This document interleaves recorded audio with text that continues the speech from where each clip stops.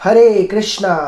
तो देखिए दोस्तों, आज की इस वीडियो में हम करने वाले हैं डिटर्मिनेंट चैप्टर का दो सबसे इम्पॉर्टेंट एग्जाम्पल्स जो हैं 15 और 16।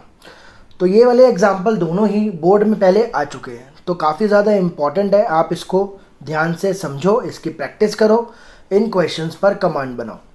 तो देखिए भाई, डिटर्मिनेंट चैप्टर में अपने चैनल पर पूरा का पूरा अपलोड कर चुका हूँ। अगर आपको डिटर्मिनेंट में कोई भी दिक्कत हो तो नीचे लिंक मैंने दे रखा है उसकी पूरी प्लेलिस्ट का, वहाँ पर जा कर के आप चैप्टर को समझ सकते हैं, ठीक है ना, या कोई भी अपना जो डाउट है वो क्लियर कर सकते हैं। तो देखो, सबसे पहले 15 करेंगे हम एग्जाम्पल। इसमें बोल रहा है if X Y Z are different and this is equals to 0 then prove that 1 + XY Z is 0। बोल रहे हैं एक्स वाई जेड डिफरेंट है। डिफरेंट बोले तो 2 3 4 है, 8 4 12 है, या फिर 6 7 8 है, 10 11 12, कुछ भी मान सकते हो आप, मगर तीनों को, ये तीनों जो एक्स वाई जेड है ना, ये डिफरेंट है। और आपको प्रूव करना है कि 1 + XY Z क्या होगा, 0। तो भाई प्रॉपर्टीज़ लगाकर मुझे इसको प्रूव करना है। तो पहले मैं यहाँ पर ये डिटर्मिनेंट लिख देता हूँ, x Y Z x² y² z² और ये 1 + x³ 1 + y³ और 1 + z³ इक्वल्स टू में 0। देखो भाई, मैंने आपको एक प्रॉपर्टीज़ ऑफ डिटर्मिनेंट जो टॉपिक है उस पे मैंने आपको एक प्रॉपर्टी बता रखी है। कौन सी प्रॉपर्टी? कि अगर मान लीजिए a + b c + d e + f ghi jkl, अगर मान लीजिए किसी एक रो में या किसी कॉलम में एलिमेंट्स प्लस हो रहे हैं तो आप उस एक डिटर्मिनेंट से दो डिटर्मिनेंट बना सकते हो, ठीक है भाई। ये है हमारी प्रॉपर्टी नंबर 5, ठीक है भाई। तो कैसे करते हैं? जो ये वाला क्या होगा, पहली रो आ जाएगा, जो प्लस के पहले वाले नंबर हैं वो अलग, CH और EIL, और जो प्लस के बाद वाले नंबर हैं BG J DH K और FIL, ये अलग हो जाएगा। तो दोनों क्या हो गए, आप एक डिटर्मिनेंट से दो डिटर्मिनेंट बना सकते हो। ये प्रॉपर्टी आप लगा सकते हो कब? जब एलिमेंट्स क्या हो रहे हैं, प्लस हो रहे हैं किसी भी रो में, किसी भी कॉलम में। सबसे पहले मैं यहाँ पर ये प्रॉपर्टी लगाने वाला हूँ। आप देख रहे हो इसमें कॉलम में ये एलिमेंट देखो प्लस हो रहे हैं, तो मैं क्या करूँगा, इस एक डिटर्मिनेंट से दो डिटर्मिनेंट बनाऊँगा, ठीक है। कैसे? देखो, सबसे पहले क्या करेंगे, x y z x² y² z², पहले प्लस के पहले वाला 1 1 1 1 1 1, फिर plus x y z x² y² z², और यहाँ पर देखो प्लस के बाद वाला x³ y³ z³ equals to में 0। अब आप देख रहे हो यहाँ पर x, इस रो में से x, इसमें से y, इसमें से z कॉमन आ रहा है। पहले में से x, दूसरे में से y, तीसरे में से z कॉमन ले रहा हूँ मैं। तो देखो क्या बन गया, ये वाला तो सेम ही रहेगा, x y z x² y² z² 1 1 1, ये तो सेम ही रहेगा, और plus x y z common आ गया। तो देखो भाई, यहाँ पर इधर से जब x कॉमन आया तो ये बचा 1x x², 1y y², 1z z², ये लिख दिया मैंने यहाँ पर। तो ये हो जाएगा 1x x², 1y y², 1z z², ये बन गया हमारा, ठीक है भाई। यहाँ तक क्लियर है। उसके बाद देखो, ये दोनों डिटर्मिनेंट ऑलमोस्ट सेम है।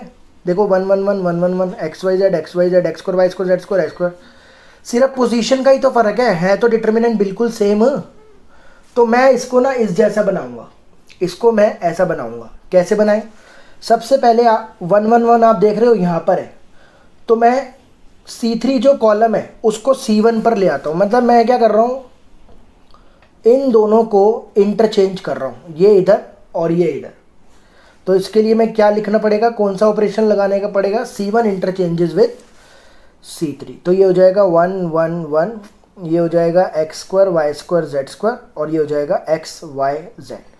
मैंने आपको प्रॉपर्टी में पढ़ाया था कि जब भी दो कॉलम चेंज होंगे, जब भी आप दो कॉलम को इंटरचेंज करोगे तो बाहर आपको -1 लिखना पड़ेगा, ठीक है भाई। जैसे ही दो रो या दो कॉलम इंटरचेंज होती हैं तो बाहर आपको -1 लिखना पड़ता है।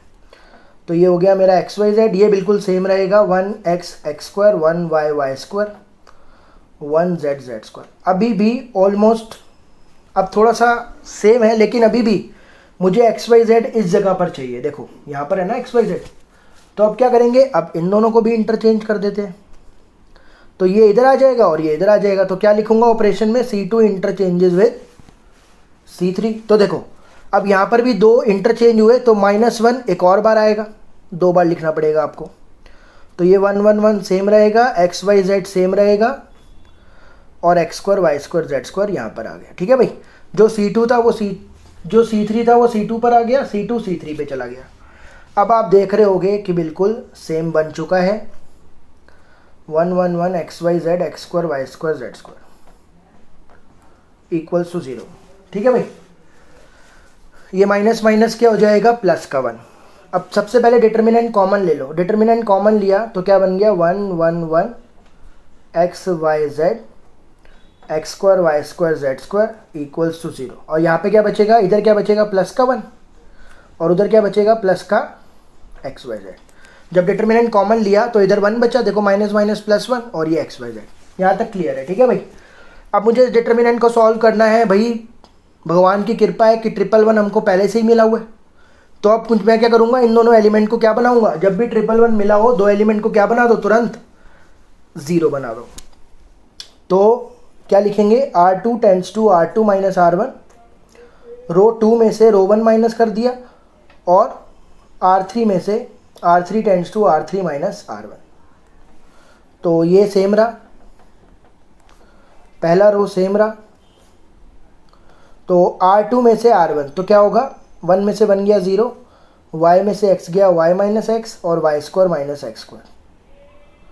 1 में से 1 गया 0, z में से x गया z माइनस एक्स, और ये z square minus X square. अब ये एक्सपैंड मत करना भाई, पहले कॉमन लेंगे। ठीक है, कॉमन आ रहा है, पहले कॉमन लेते हैं, उसके बाद एक्सपैंड करेंगे। तो 1 एक्स एक्स स्क्वायर 0, इसको y माइनस एक्स, क्या मैं इसको लिख लूँ y minus X Y plus X, और ये 0 z माइनस एक्स, और क्या मैं इसको लिख लूँ z minus x Z plus x. अब आपको दिख रहा होगा कि भैया इस रो में से y माइनस एक्स कॉमन आ रहा है, यहाँ से z माइनस एक्स कॉमन आ रहा है, कॉमन ले लो भाई। तो क्या हुआ, 1 प्लस एक्स वाई जेड तो था ही पहले से, अब y माइनस एक्स भी बाहर आ गया, z माइनस एक्स भी बाहर आ गया। देखो अंदर क्या बचा, 1x एक्स स्क्वायर तो सेम रहेगा, पहली रो बिल्कुल सेम, 1x एक्स स्क्वायर, और यहाँ पर देखो ये 0, ये कॉमन आ गया 1, ये कॉमन आ गया तो बचा y प्लस एक्स। तो 0 1 y प्लस एक्स, और यहाँ पे 0 1 z प्लस एक्स। तो यहाँ पे लिखेंगे 0 1 y प्लस एक्स और 0 1 z plus X equals to 0। ठीक है भाई, यहाँ तक ओके की रिपोर्ट है। अब एक्सपेंड करेंगे C1 के अलोंग, क्या लिखेंगे, एक्सपेंडिंग अलोंग C1। तो 1 plus X Y Z same, y minus X same, z minus X same, expand करा 1 लिखूंगा, फिर क्या होगा, ये वाला रो ये वाला कॉलम गया, इसको इससे मल्टीप्लाई करा z प्लस एक्स, माइनस इसको इससे मल्टीप्लाई करा y plus X equals to 0। तो 1 plus X Y Z same, y minus X same, z minus X same, ये z प्लस एक्स, और ये हो जाएगा माइनस का y माइनस का x, ये भी हो गया जयराम जी की। 1 plus X Y Z, y minus X, z minus X, और z minus Y equals to, यहाँ तक ठीक है भाई। अब उसने क्या बोला था, यहाँ पे लिखेंगे because X Y Z are different. देखो भाई उसने बोला हुआ है कि एक्स वाई जेड डिफरेंट है, मतलब आप इसको 4 6 8 मान सकते हो, 10 12 15 मान सकते हो, जो मर्जी मान सकते हो आप। तो मान लो आपने 4 6 8 मान लिया, ठीक है, ये 4 6 8 ऐसे एग्जाम्पल के तौर पे बता रहा हूँ आपको। तो y माइनस एक्स क्या 0 आ जाएगा, नहीं, तो लिखेंगे y minus X can not be 0। z minus x क्या 0 आ जाएगा, 8 में 4 गए 0 आ जाएगा, नहीं, z minus X can not be 0। z minus Y can not be 0। अगर एक्स वाई जेड डिफरेंट है तो ये तीनों गारंटीड 0 नहीं हो सकते, लेकिन इसके चांसेस हैं 0 होने के। अब आप ये मत बोलना सर 4 6 8 माना है तो ये 0 कैसे हो जाएगा। नहीं, मैंने वो क्या बोला, मैंने आपको एग्जाम्पल दिया एक्स वाई जेड ऐसा हो सकता है, एक्स वाई जेड मैं ऐसा मानूं कि इसका पूरा आंसर -1 आ जाए और -1 + 1 कट के 0 आ जाए, ऐसी पॉसिबिलिटी है।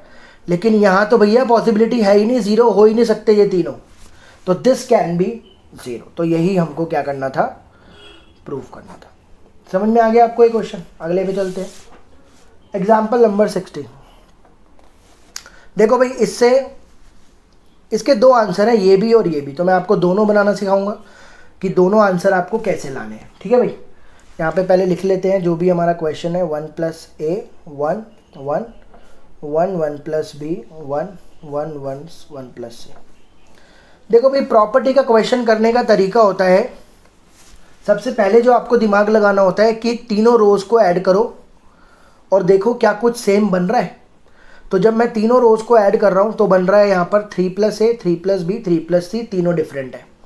ऐसे ही कॉलम वाइज प्लस करके देखो, तब भी कुछ सेम रिजल्ट मुझे शो नहीं हो रहा है। तो प्रॉपर्टी के क्वेश्चन करने का तरीका शुरू में यही होता है कि पहले आप तीनों रो तीनों कॉलम को प्लस करके देखो क्या सेम रिजल्ट आ रहा है। मान लो तीनों पे 3 + a आ रहा होता तो भैया लॉटरी लग जाती, कॉमन ले लेते, 1 1 1 बनता, 0 बना देते।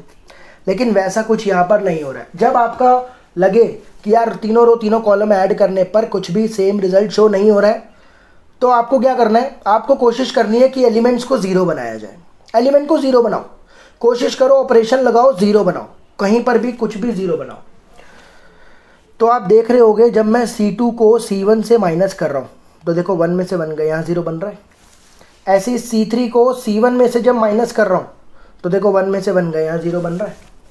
तो मैंने क्या ऑपरेशन लगाया, C2 tends to C2 - C1, C3 tends to C3 - C1। तो जो 0 बन रहा है उसको 0 बनाओ। ठीक है भाई, पहला कॉलम सेम रहेगा, नो चेंज। 1 + a 1 1।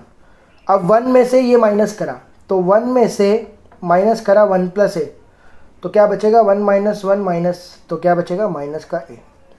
फिर 1 में से माइनस करूँगा, माइनस का a, सॉरी अच्छा पहले C2 माइनस करते हैं। 1 + b - 1, 1 + b - 1 कितना आया, b। 1 में से 1 गया 0, ऐसे ही 1 में से ये गया -a, 1 में से 1 गया 0, 1 + c में से 1 गया, क्या बचा, c बचा, है ना। 1 + c में से 1 गया तो c बचेगा। अब आपको 0 मिल गया, एक 0 तो मिल गया आपको यहाँ पर भी, यहाँ पर भी। लेकिन आपको कोशिश करनी है कि यार एक 0 और बन जाए। अगर एक 0 और बन गया, 2 0 बन गए, एक्सपैंड कर देंगे। लेकिन अगर एक 0 नहीं बन रहा है तो इसी पे एक्सपैंड कर देंगे। ठीक है भाई, तो कोशिश करिए यहाँ पर, अगर मैं C3 - C2 करूँ तो ये 0 हो जाएगा, लेकिन ये डिस्टर्ब हो रहा है, तो मतलब आप इसमें से एक से ऊपर 0 आप नहीं बना पाओगे। तो हम क्या करेंगे, अब इसी पे ही एक्सपैंड कर देंगे। किसके अलाउंग लिखेंगे, एक्सपेंडिंग अलाउंग C3। तो अब हम इसको C3 के अलाउंग, सॉरी ये तो R3 है, R3 के अलाउंग इसको मैं एक्सपैंड कर रहा हूँ।